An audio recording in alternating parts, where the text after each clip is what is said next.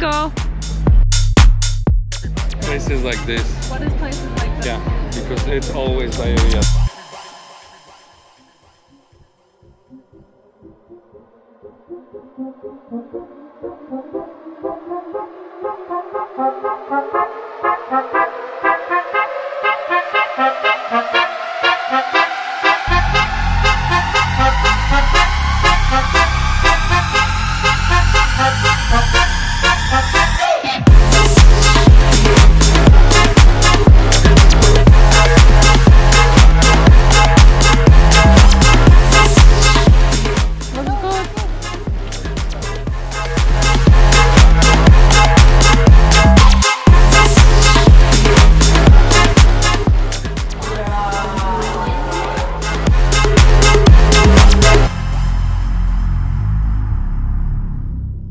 But not so new, że jest cały czas.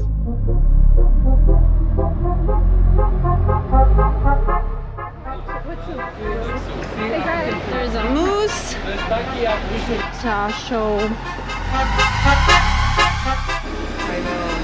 Nice. Petticoat.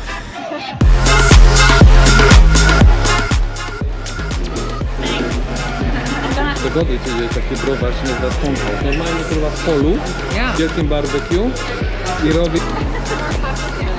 Mamy jakieś piwko, żeśmy zamawiali, jak było widać. Który grzegorz? No, the dream. I would like to have a shared work on my t-shirt. You're like, no. Probably like, oh, this is. And It's not only in Polish. and touring. No, but because he literally liked that shit. Blah blah blah.